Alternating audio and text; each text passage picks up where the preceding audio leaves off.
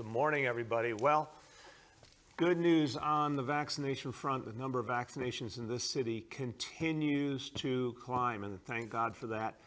Right now, we are almost at 3.5 million vaccinations since the beginning of our effort. The official number as of this morning, 3,455,877 vaccinations. We're going to, I think, likely surpass 3.5 million in the course of this day. And this is what it's all about, getting more and more New Yorkers vaccinated. We're seeing a great response out there. More and more people want to be vaccinated. There's less hesitancy, even though there's some for sure, there's less. And more sites around the city. And these ideas go together. The more sites you have, the more you get to the grassroots with the vaccination effort, the more community organizations and community leaders are involved, the more people trust the vaccine and are ready to come forward and get vaccinated themselves. And that's good for all of us because we need to hit our goal, 5 million New Yorkers fully vaccinated by June. That is crucial to a recovery for all of us, that we get as many people vaccinated as possible, as quickly as possible.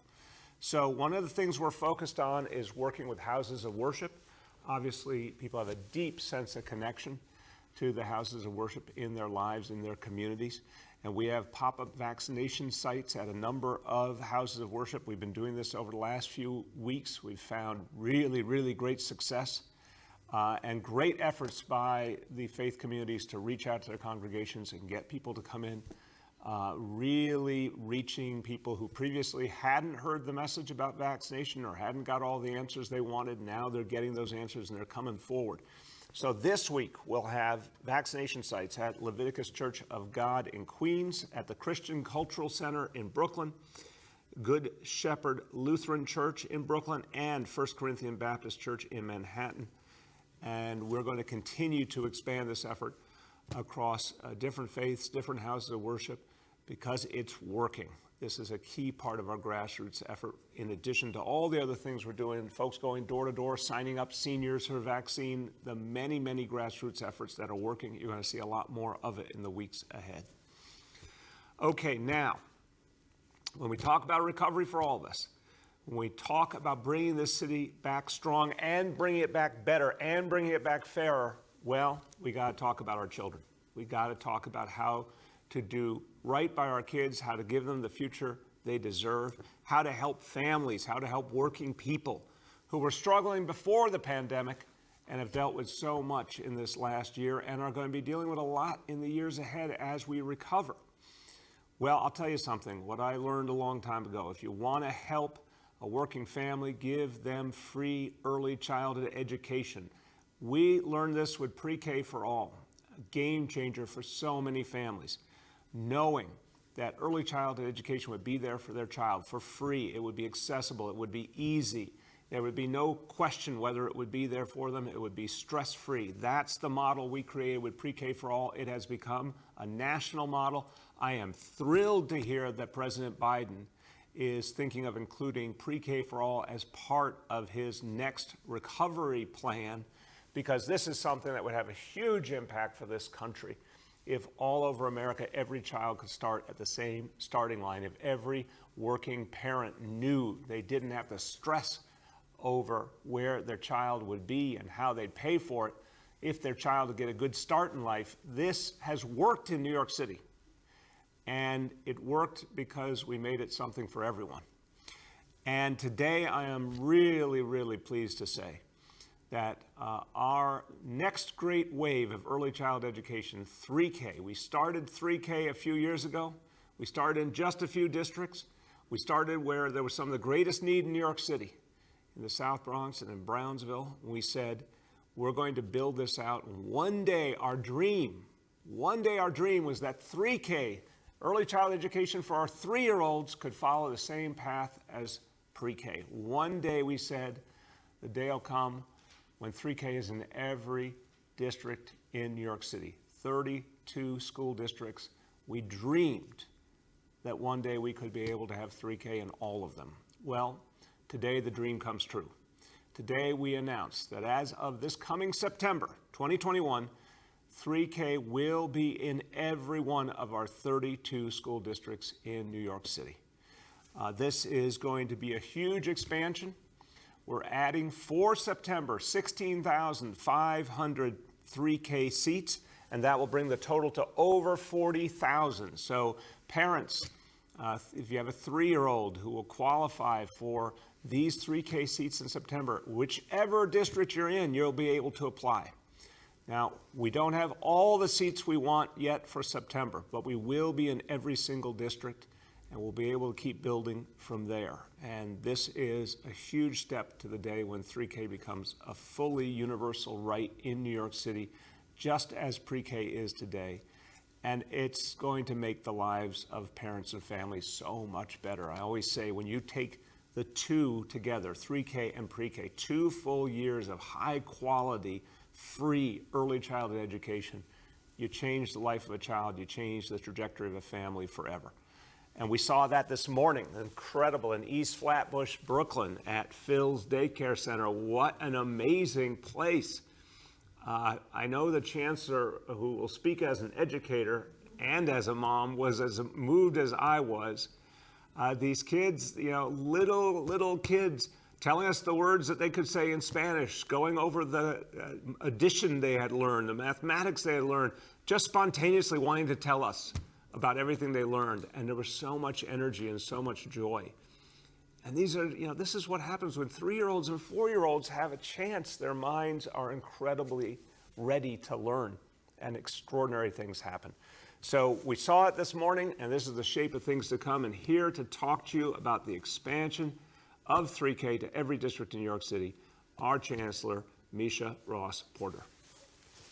Good morning, and thank you, Mr. Mayor. This is absolutely a big deal, expanding 3K for all citywide across all 32 school districts.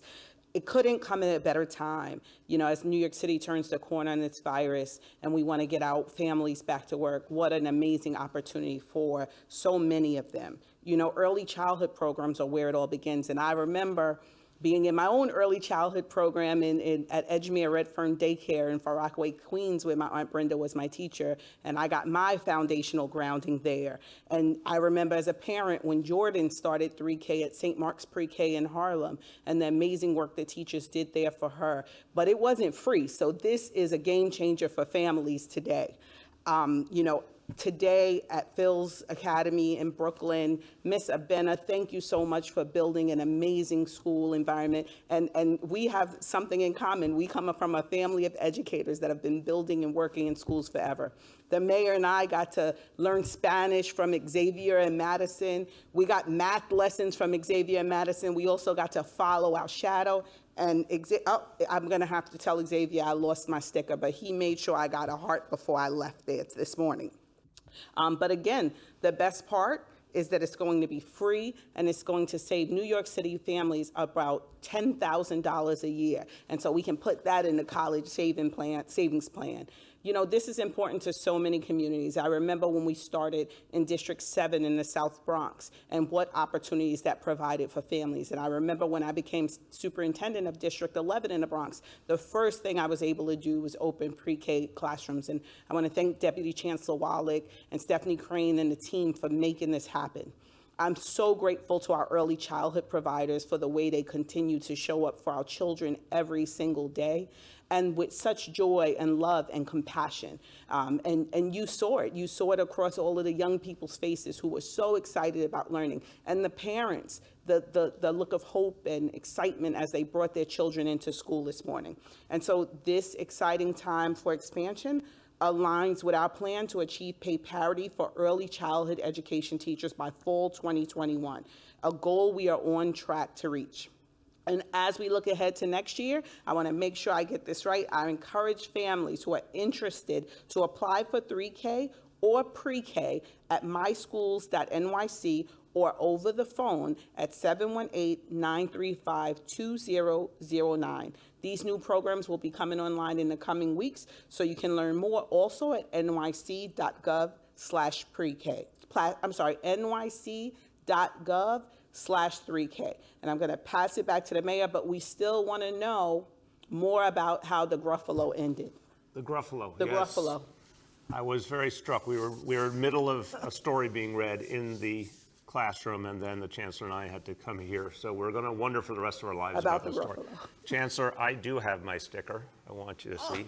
Okay, you got to take care of your sticker next time, okay?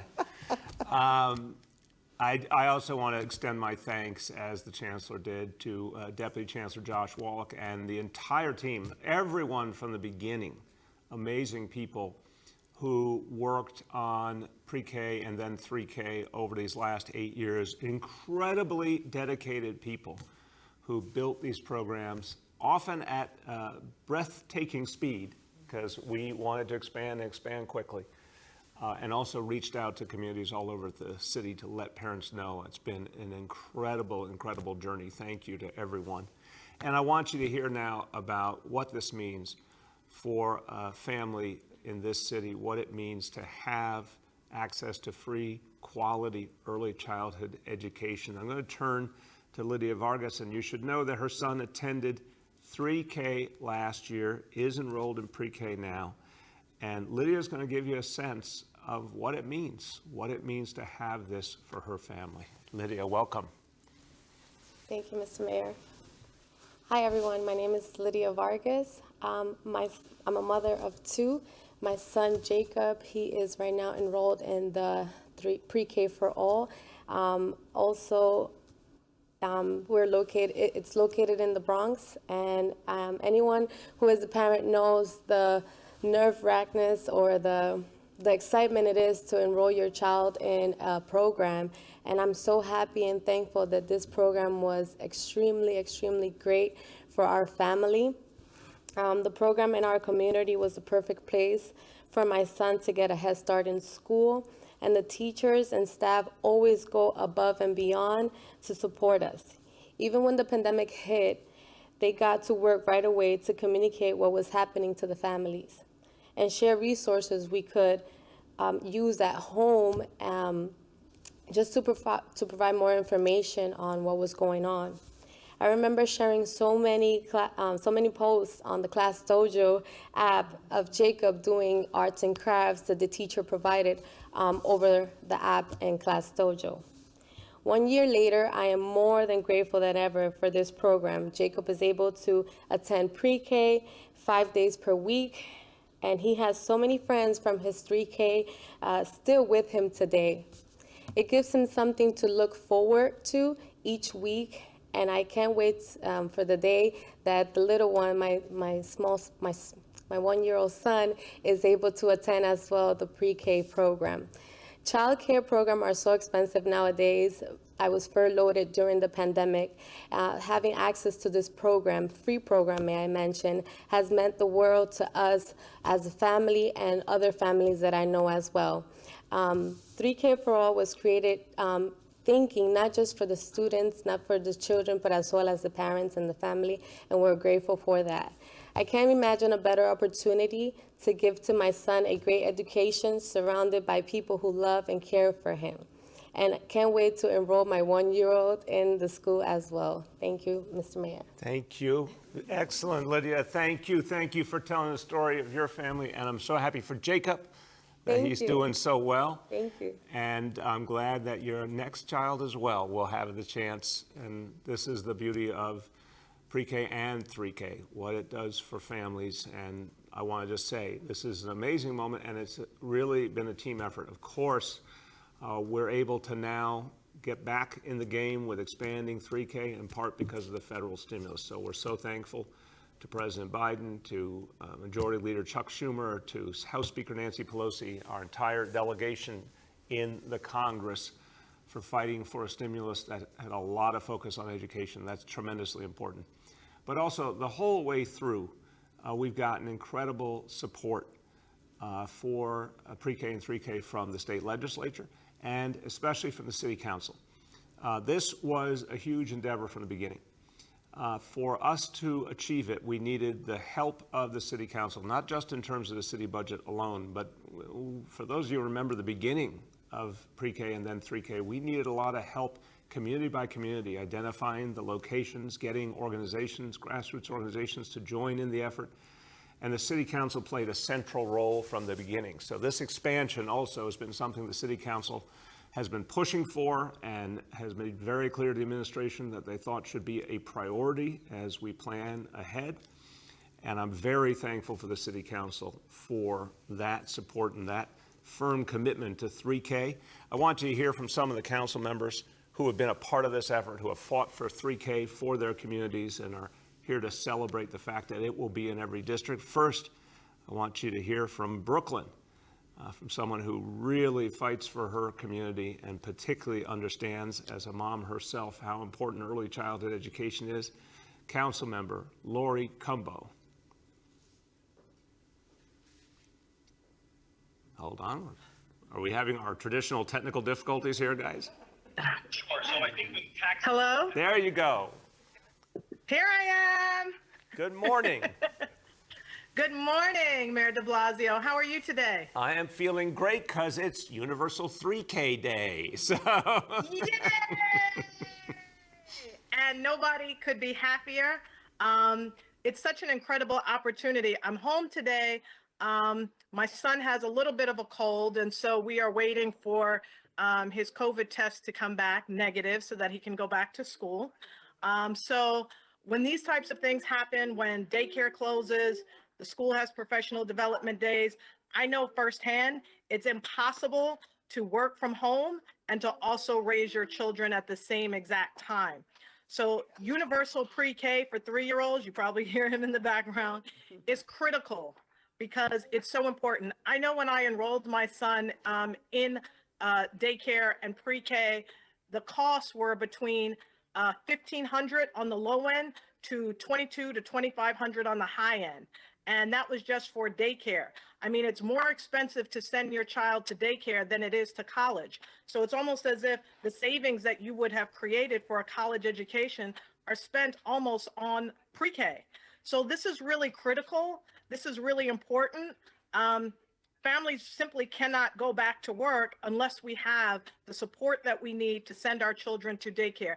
And this is a huge step in the right direction. And I certainly applaud Mayor de Blasio for his commitment to making sure that universal pre-K happens.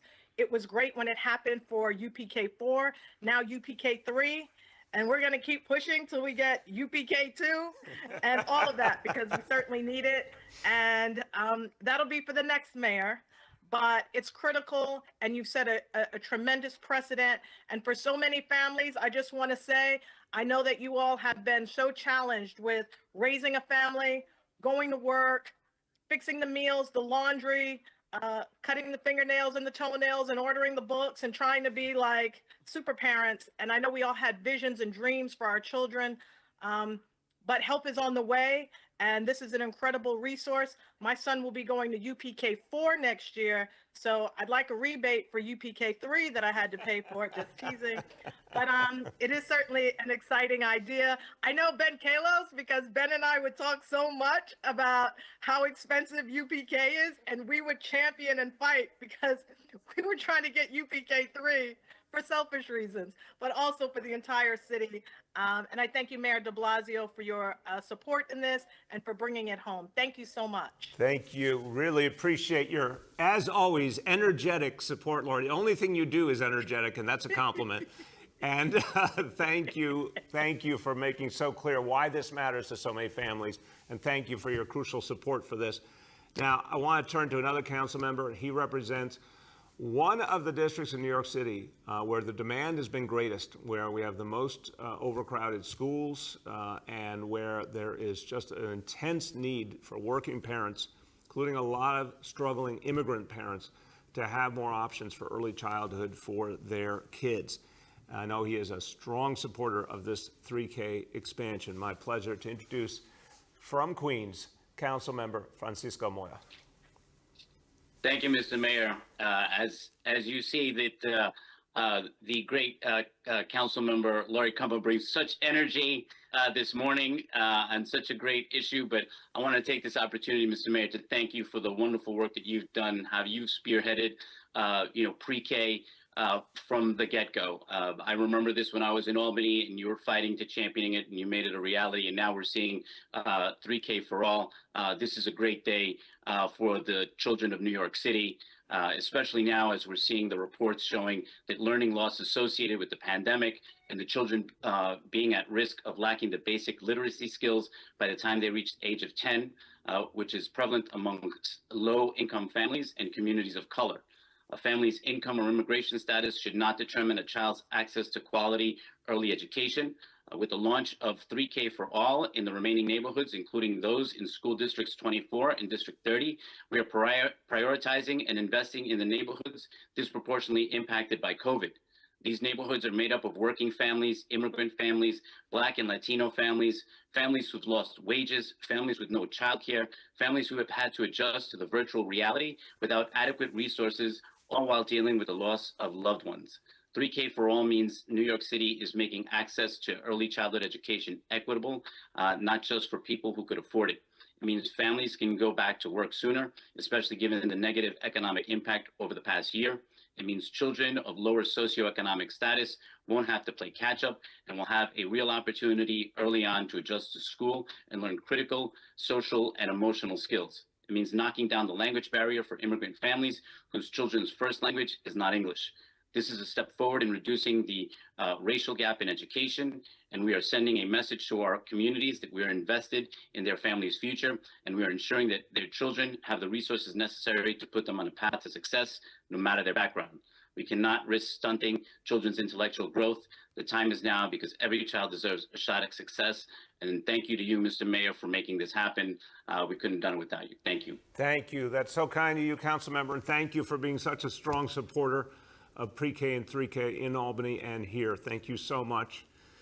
And I want to hear from one more council member, and I will say this as a compliment. He has been slightly obsessed with the expansion of pre-K and 3K in his district. I appreciate that. I appreciate that he has brought immense energy to bear, and it's real interesting when council members come to you and they say, hey, there's something we really need to focus on. I need to talk to you about it. It's heartening to me where the thing that brings out the most passion is early childhood education. That has been true for Councilmember Ben Kalos. He has talked to me about this dozens and dozens of times over the year, and I'm really happy that we can have him join us on this day where this dream is finally being realized, and 3K will reach his district now. From Manhattan, Councilmember Ben Kalos. Good morning. I'm Councilmember Ben Kalos. My daughter is 3 years old, and 3K for all is a lifeline that will make it easier for countless families like mine to stay in New York City and thrive. My family will be applying for 3K today. After this pandemic forced our children into isolation for a year, New York City parents will be relying on 3K for all to help our children catch up. Childcare on the Upper East Side starts at $30,000, and that's if you can get a seat. Few can afford this, and countless families have told me that childcare costs were the straw that broke the camel's back and forced them out. This was even before the pandemic. 3K for all is a game changer, giving every child the fair start that they deserve. Right here, I have a map of where we had planned 3K as of 2020 that I made when we launched a petition, and the areas in red still needed it. If you counted, that's half the school districts in New York City and about 2/5 by population and landmass. Today's announcement turns its entire map blue, and Mayor de Blasio, this petition is coming down today. Childcare weighs heavily on couples as they plan for a family. Can they afford childcare? If not, can they afford for one parent to take time off? How long will that gap be? Will their career ever recover from that gap? Which parent will that be? Now, to be honest, in heterosexual couples or with single parents, that parent is most often a woman.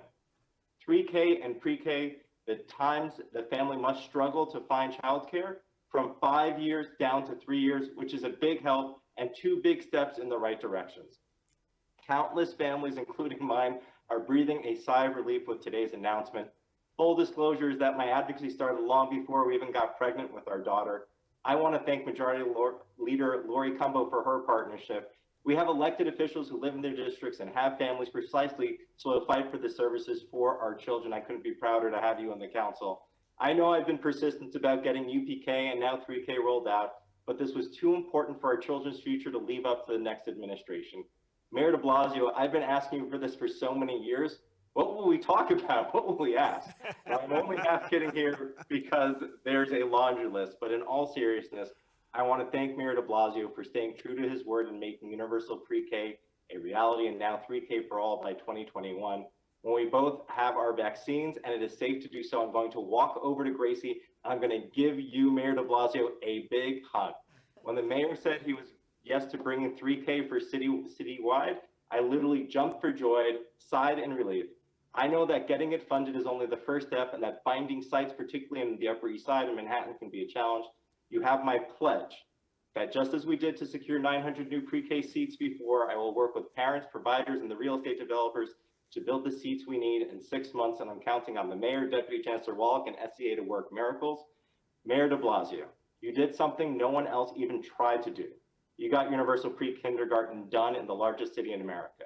You brought it into the national dialogue, and now President Biden is taking the idea seriously. Now in your final year, you're taking another Herculean effort on by expanding 3K citywide. That's quite a legacy that will be felt by countless families, including mine, for generations to come. Thank you.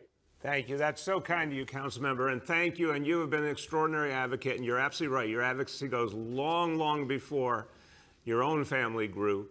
But thank you, because you said a really important thing there about we need everyone's help to make this come alive over these next 6 months. You will remember, Councilmember, the first 6 months of pre-K in 2014. Very exciting time, but to quote Lydia, nerve-wracking as well, as we were trying to find all the right space and make it work. Well, we're going to do it again with your help, Councilmember, and your colleagues, and we will find the space. And the team of the DOE has proven, and SCA, that they can do it, so we're going to have them do it one more time. But this is going to be really, we use the word game changer, maybe a little too much in life, but this one is a game changer. This changes families' lives. And we're just so excited. This is really a good day for this city. And with that, let me talk about today's indicators. Number one, daily number of people admitted to New York City hospitals for suspected COVID-19. Today's report is 248 patients, confirmed positivity level of 54.09%. Hospitalization rate 3.79 per 100,000. Number two, new reported cases on a 7-day average. Today's report, 3,282. And number three, percentage of people testing positive citywide for COVID-19. Today's report on a 7-day rolling average, 6.36%. I'm going to say a few words in Spanish back on 3K. Hoy tenemos noticias increíbles para niños y padres en toda la ciudad de Nueva York. Estamos extendiendo la educación infantil gratuita 3K a todos los distritos escolares. Este es un gran logro para las familias trabajadoras.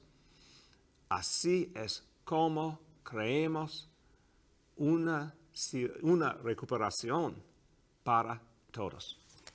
With that, let's turn to our colleagues in the media, and please let me know the name and outlet of each journalist. We'll now begin our Q&A. As a reminder, we're joined today by Chancellor Porter, by Josh Wallach, the Deputy Chancellor for Early Childhood and Enrollment, by Dr. Choksi, Dr. Katz, and Senior Advisor Dr. Jay Varma. First question today goes to Andrew Siff from WNBC. Good morning, Mr. Mayor, and everyone on the call. Mayor, there's a new poll out in the mayor's race today that shows 50% of New Yorkers are undecided with less than 3 months to go until the primary. Does that number surprise you? What do you make of it? It really doesn't surprise me, Andrew. Look, I think you've got a big field of candidates. We're in the middle of a pandemic, and folks are so focused on, their own lives and taking care of their families. And there's, I think, a good reason why folks still have not been able to focus a lot yet. But, there's 3 months to go. There's certainly time for that to happen. It will happen, inevitably. But this one is developing more slowly, I think, than other elections we've seen. Go ahead, Andrew. Is on a different topic on behalf of my colleague, Sarah Wallace. This is about your Department of Correction. You have said that triple shifts by correction officers are unacceptable. we have documents that show there were 58 triple shifts at one jail last weekend. Is your commissioner ignoring your mandate? Are you prepared to commit to hiring more officers? Look, we absolutely do not want triple shifts. There's no question about that. And I'm going to get an update today on why that was necessary in that situation. But we have, historically, as you know, we had a really substantial number of hires of correction officers because we used to have a real big issue with overtime. That's been much less of a problem now because the number of folks incarcerated has gone way down, and that's a good thing. But sometimes I think there are aberrant situations. We got to make those, very, very rare, if not never. So I don't want to see this going forward. I'll follow up on this today. And if we have to make some adjustments in terms of personnel to avoid the triple shifts, of course we will. The next is Christina Vega from Chalkbeat. Mayor, Chancellor, and Hey, can you hear us, Christina? yes, can you hear me? You sounded real light. Just speak up a little bit. Can you hear me? There you go. It's better. Okay. So my first question is, if the city can create 6,500 new 3K seats, why not address the persistent shortage of preschool special education seats that leaves certain families without services or instruction? Well, Christina, we want to get to work on that too. Look, the goal here is always to be as universal as humanly possible. And as you remember, pre-K started in stages. 3K obviously started very small and built up. We want to reach every child in every way, but that will take some time to put the pieces together. So 3K will be in every single one of our 32 districts in September, but there's more work to be done to reach every child, and we will continue that work, and we'll have more to say on that soon. Go ahead, Christina. Along those lines, how many slots would it take to reach universality? Like how close are we with this announcement? And can you break down how much you're spending and from what sources to get to this level? Yeah, we're at about 25,000 kids in 3K now. We will be adding 15,000 seats for this September 2021, so it'll take us to 40,000 plus. We believe that the natural maximum here is something like 60,000, 61,000 kids. So we want that to keep building fast over the next year or two. And the budget will get you the updated figure, but adding this is a substantial investment. But again, as a matter of priorities, this is, to me, unquestionably one of the highest priorities we can have in this city, and certainly one of the highest priorities within education. If you get early child education right, everything else works. I'm going to turn to the Chancellor on this point because she is a lifetime educator. There's lots of choices to make, always within a budget. But what I've felt from the beginning is the investments in early childhood education, they have a profound impact on families, as you've heard. But they're also where we get the biggest impact for the dollars we spend on education. Because if you get that foundation right, all other things are possible. And Chancellor, could you speak to that? Absolutely. So we absolutely understand how important it is to, ensure that we have services in place for our youngest students, particularly our students with IEPs. But ensuring that all of our students have a strong start will really be a game changer in this space. I spent my first morning as Chancellor in Brooklyn at PS 15 visiting first and second grade ICT classes. And so, again, this opportunity to expand 3K will become a game changer in that space. And starting earlier, starting younger is the best way to, make sure we are giving our students all of the foundational learning and understandings they need. Today is the first step, but we know we need to do more work in this area, and we will continue to do so. Thank you. The next is Sydney Pereira from Gothamist. Good morning, Mr. Mayor. So this morning, Public Advocate Jamani Williams and Councilmember Mark Levine, held a press conference calling for the governor to slow down the reopening and not move forward on some of the specific April changes that are coming with sports arenas and arts and entertainment venues. I know you've expressed similar concerns about how quickly the state is moving on reopening, and But I'm wondering, like, what specifically do you have to say about the reopenings coming in April with sports arenas and arts and entertainment venues? And is there anything the city could do to scale back or I guess encourage residents to just to not go along with the governor's reopening decisions? I know that you can't override the governor's decisions here, but I'm wondering what else could you do with the reopening decisions you do disagree with? Sydney, I'll start and I'll turn to Dr. Varma and Dr. Choksi. Look, first, this is just such a clear example of why we need local control. We have some of the best health leaders in all of America right here in New York City. And they've been consistently clear about the fact that there's some things that can be done safely and other things that can't be at this point, especially while we still have the real questions about the variants. The state of New York should really defer to the health leadership in New York City on these matters. Once they make a decision, to your bigger point, Sydney, it's hard to tell people this is how you should or shouldn't respond to a decision by your own state government. But I think what we do consistently is say we're going to implement the decision our own way, which means a lot of public education on how to go about things the right way, a lot of inspections, obviously, and educating folks in each facility about the right way to do things. But where we have a particular concern right now is the fitness classes, which is, I think, the epitome of what not to do, because it's people involved in, intensive exercise, letting out their breath, in the middle of exercise, either not wearing a mask in some cases, or with a mask that's gotten wet and therefore is compromised. And that just doesn't make sense. And additionally, throwing down the caution that we should not go past 50% with indoor dining. Those are two that really concern me. And we're going to keep, as we see each decision looming, talking about what we think makes sense. And if we think any decision that was previously made is no longer tenable because of the healthcare environment, we'll speak to that as well. Dr. Varma, you want to comment? Just to echo the comments that you've made, we obviously have, there's the challenge of who regulates what things are open or not. And so from our perspective as health leaders, if we can't change sort of the regulatory environment over who's making decisions about what's open or not, we have to focus on what's also really important, which is educating New Yorkers about the best way to reduce their risk. And that's why every morning you hear and you see our public announcements, really focusing on those really critical measures that we all know are so important. So we would like to be in a setting where we have full local control, as the mayor said, over identifying what is a high-risk setting and how to regulate its operations. But in the absence of that, we want to make sure that New Yorkers have the most critical information, because we are still at this very tenuous time right now where we need to be fighting with all we have.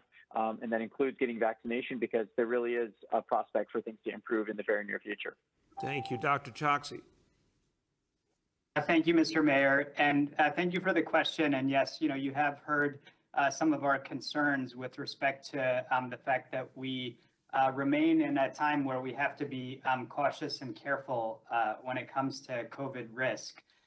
We've talked about some of the things that contribute to COVID risk and how we can lessen it. Outdoors is better than indoors.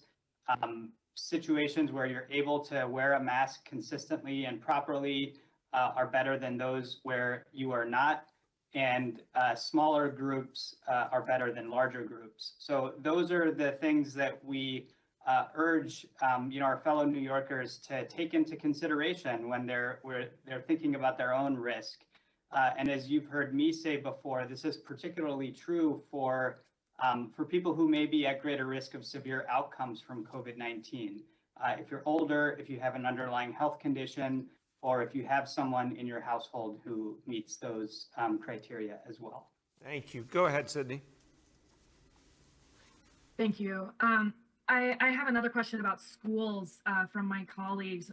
My colleagues are getting reports of high schoolers who are sitting in classrooms and watching a remote, an instructor remotely or virtually. And just with this new opt-in window, and kind of the new 3-foot rule guidance. I'm wondering if the Department of Education and you are confident enough in staffing to provide an actual classroom experience, going forward. It's a really good question, Sydney. I would say, first of all, we've talked about this very question yesterday at our meeting with senior members of the DOE leadership, and Chancellor and I talked through this point.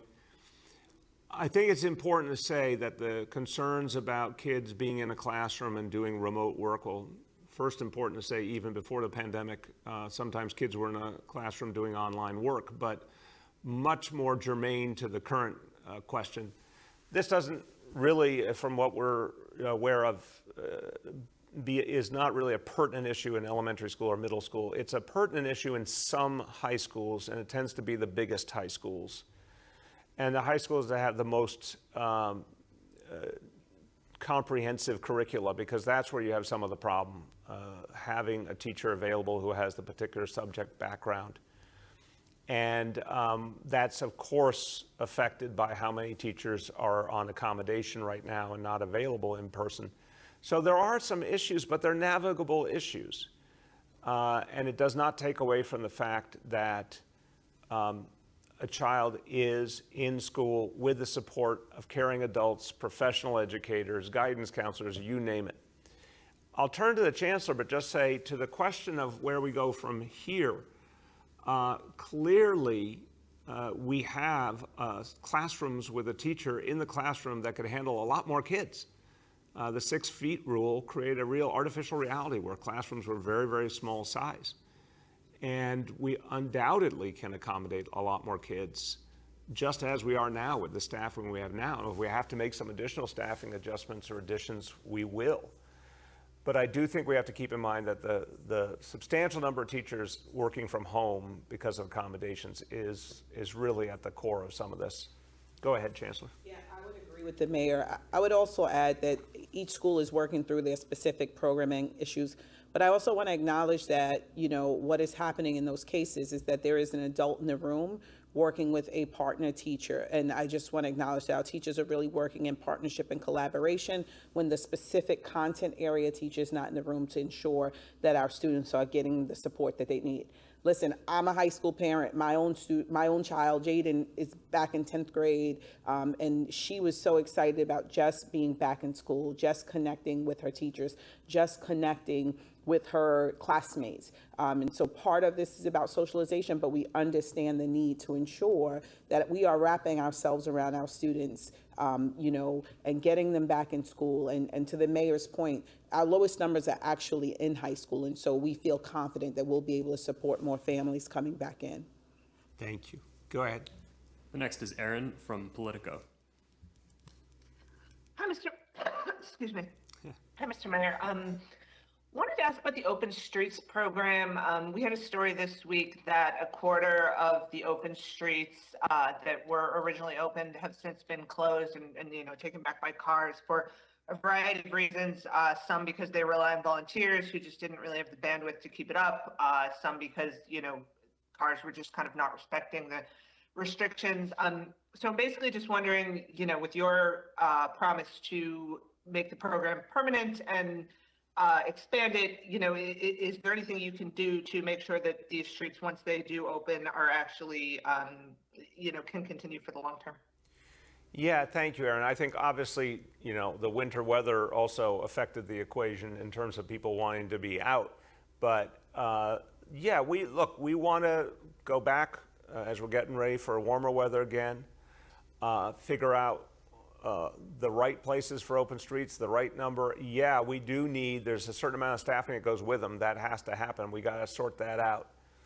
But I think we also found with everything we do, some places worked really great. Most places worked great. Some places didn't work as well as planned, and new options will be looked at.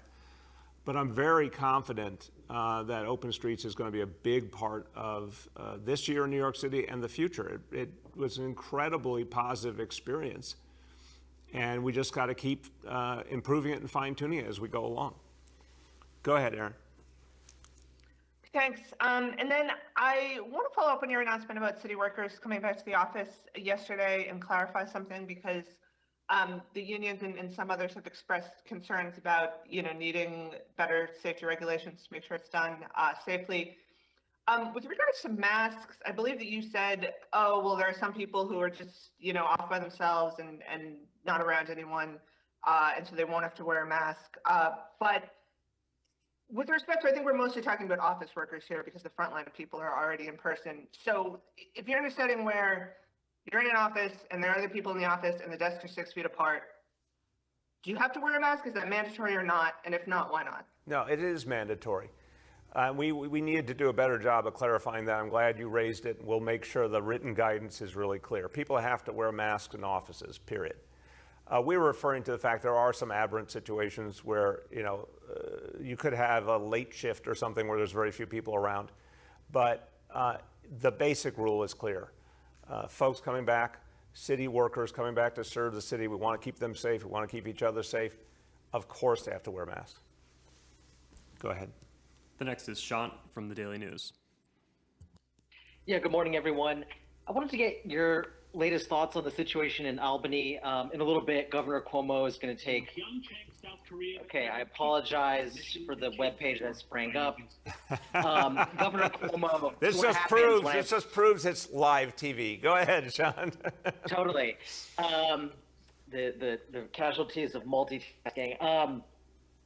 Governor Cuomo in a little bit is taking questions from reporters for the first time in a while. What do you want to hear from him at this point in time? I've been clear. I think he should resign so we can move forward in this state. But I'm not expecting him to do that today. So the next thing he should do is resume normal democracy, restore democracy in the state of New York, restore local control so we can move forward. I am concerned that some of the decisions he's made lately, I think, are more and more about politics than about the health of our people. Well, the way to resolve that is to restore local control. Let us make the decisions for our own people. We are moving slowly but surely out of this pandemic. It's time for democracy to come back in the state of New York. Go ahead, Sean. Yeah, thanks for that. And switching gears, I understand undocumented workers have been doing a hunger strike for some days now, trying to draw attention to lack of funding in the federal stimulus and in the state budget for them. Just seeing a hunger strike, very drastic gesture. What do you make of that situation? It's very moving. It's very sad that folks who are trying to take care of their families are led to a situation where they feel that's their only choice. I mean, look, this is the American problem. There's 12 million people here, and we're not acknowledging it and not being honest about it as a nation in terms of our laws and our policies. There's 12 million people who are Americans because they're here as part of our communities. They need a pathway to citizenship now. We need comprehensive immigration reform, and we should provide support so families can remain whole, which is why in this city, we don't ask documentation status. We do provide a variety of support, including guaranteed health care for folks who happen to be undocumented. Folks are going through a lot. They need help, and we're going to try and figure out every way we can help them, notwithstanding the problems of the federal laws. The next is Matt Chase from Newsday. Hey, good morning, all. How you doing? Good. How are you today? I'm doing okay. Thanks for asking. Dr. Chakshi, under the door-to-door vaccination plan you described for the J&J shot, will a senior of color be more likely to get a door knock from a vaccinator than a senior who's white? So before Dr. Chokshi goes, and I'll turn to him, Matt, I know you like to ask these yes and no questions. I just want to affirm, first of all, it's not just someone knocks on your door and says, hey, I have a needle here. It's we do the appointments, obviously. We encourage people to get vaccinated. We have door-to-door efforts to sign people up, and a lot of people are signing up on their own or their loved ones are. As with everything, we're focusing our efforts on where COVID hit hardest, which was in communities of color. But it is about individual willingness to sign up. And that's the X factor. You can't mandate. You're not saying to someone, we're going to vaccinate you whether you want it or not. It's about who chooses at this point to be vaccinated. And that is something that's open to people of all backgrounds. Go ahead, Dr. Choksi. Thanks, Mr. Mayor. I'll just build briefly on what you said. First and foremost, this is about outreach and making sure that we are getting people through our canvassing, through our phone calls, through all of the different channels that we have to engage, the people who will most benefit from vaccination, and that includes through our homebound program.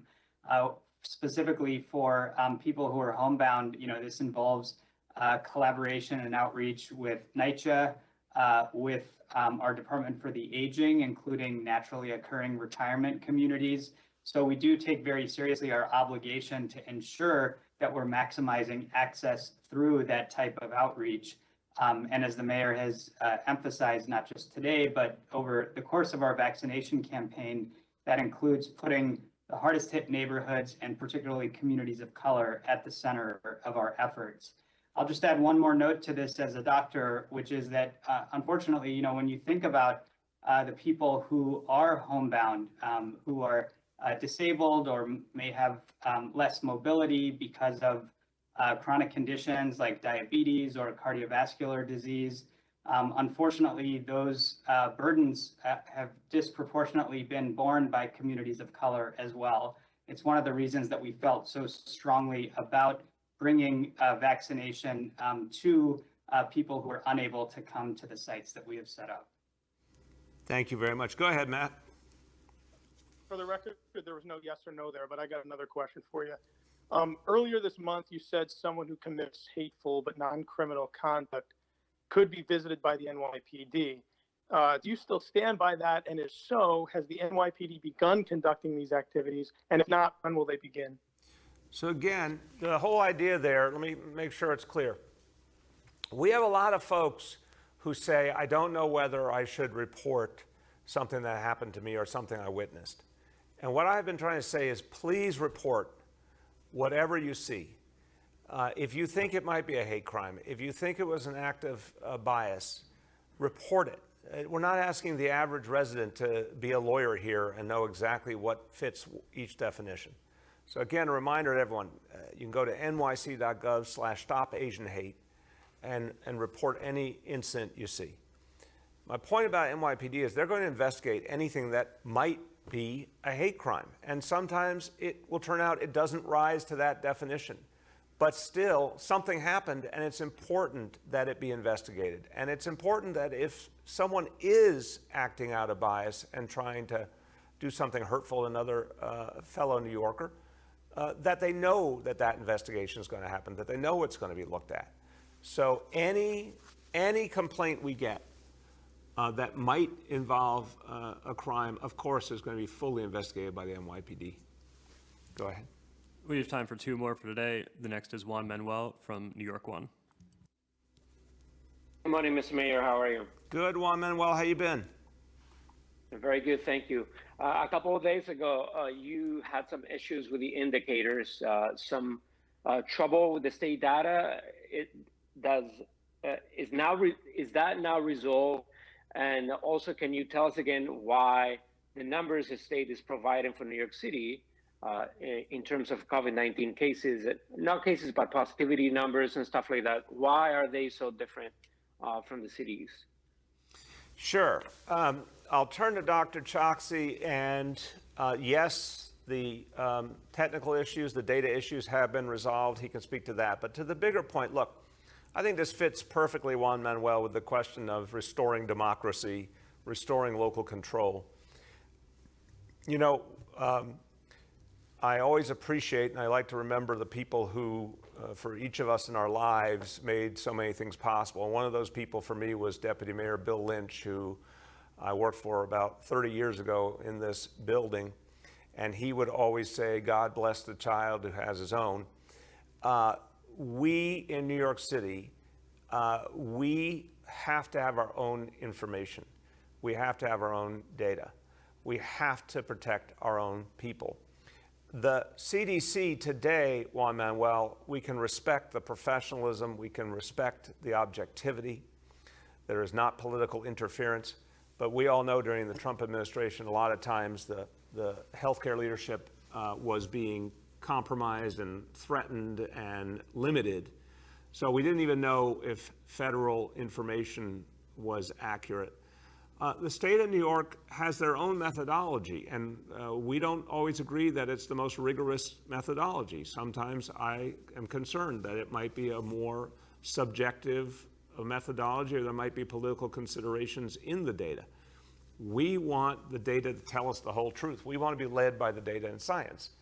So the New York City Department of Health, which is respected all over the country, has a rigorous methodology, and we believe that is the most accurate read of what's happening in New York City. And we're going to stick by it, because if we have the facts, we can protect our people. But we're not going to depend on anyone else to understand the facts of New York City. We'll do that for ourselves. Go ahead, Dr. Choksi. Thank you so much, Mr. Mayor. And yes, first on the technical issue, I will confirm that has been resolved.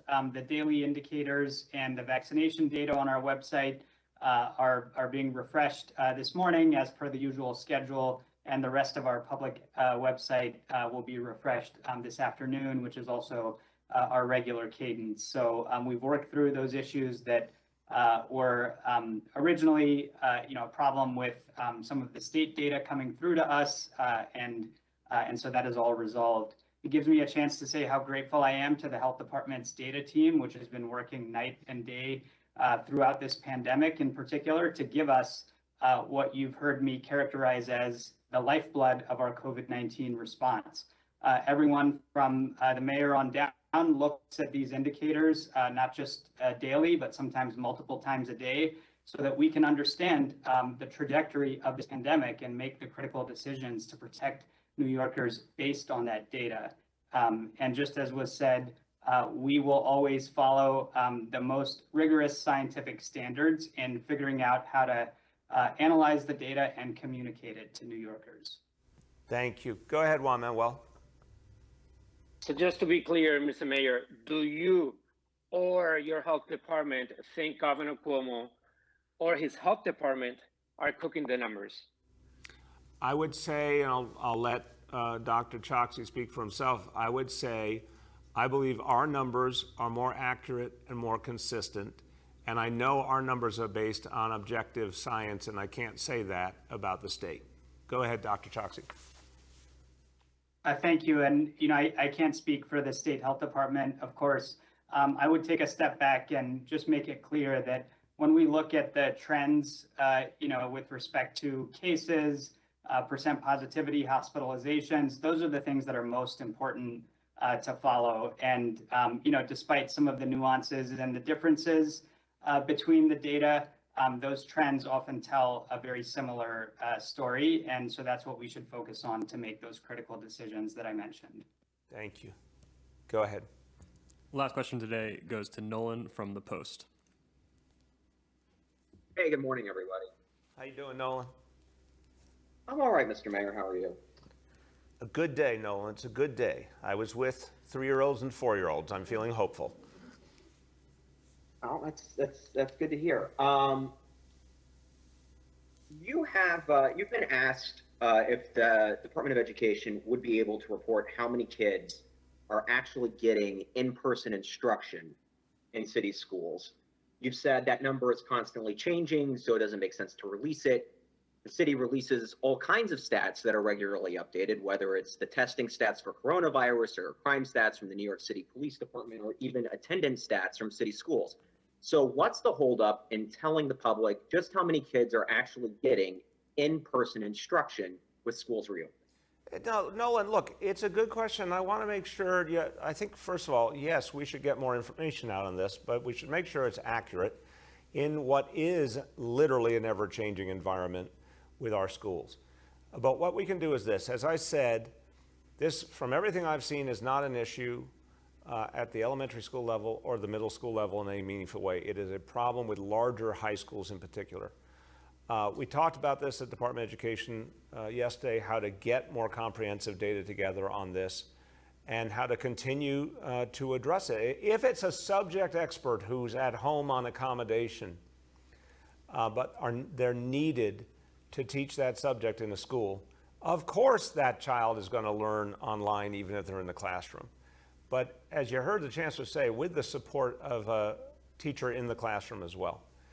But whatever specifics we can pull together to give you and others a sense of exactly the shape of this, we should do that. And that's something I'm happy to see us do. Go ahead. Secondly, your administration has made changes to the city's transportation infrastructure a hallmark of your recovery and reopening vision. You've promised at one point to help encourage people to get back on the subway, to help encourage people to start riding again. You said you would ride yourself. Now you're vaccinated. You haven't taken your promised week of subway trips yet. Do you plan to do that? And secondly, your Department of Transportation has promised to overhaul how bikes can use the Brooklyn Bridge by July. Will you promise to ride whatever bike infrastructure exists on the Brooklyn Bridge by the end of July? Yes and yes. I will happily. I'm really looking forward because we need that change on the Brooklyn Bridge. I'm looking forward to that day, and I will happily participate on a bike for sure. And yes, the subway trips, I'm looking forward to that too. And it's something I think is important. We obviously saw last week the highest ridership in the subways we've seen since the beginning of the pandemic. I think you're going to see more and more people coming back. I want to encourage it, and certainly we'll be out there showing that. So we'll schedule that soon. So everyone, look, today is a day, I'm just got to say, it really does do your heart good to be out in a school with, first of all, educators. I just want to thank all the educators, everyone who we saw today, who just they love the kids. They want to be there for the kids, and that's inspiring to see the adults who are there for kids and look out for kids. But the kids themselves are the ultimate inspiration. And every time I spend time with those 3-year-olds or 4-year-olds, it just reminds you of what's possible. While we were reading the story or listening to the story being read, what was the animal called again? It was the Gruffalo? The Gruffalo. The Gruffalo. I was looking at the faces of the children, and the focus, when you see what 3-year-olds and 4-year-olds can do, the way they can learn.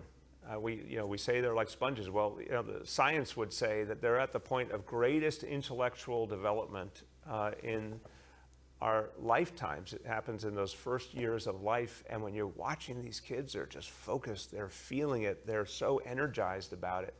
The children bragging to us about what they could say in Spanish, even though it wasn't their native language, and showing that they could do, the addition they could do. It was just beautiful and hopeful. And it was also a vision of equality, because every child had the same opportunity. Didn't matter where they lived, didn't matter what their ethnic or racial background was, or how much money their family had in their bank account. Every single child had the same exact opportunity, and that's what we believe in. That's our values coming to life. So it was a beautiful moment. It's the shape of things to come in this city. It's the shape of a recovery for all of us. We saw it today in East Flatbush, Brooklyn, and you're now going to see the same thing in all 32 school districts of New York City. And that's something to celebrate. Thank you, everybody.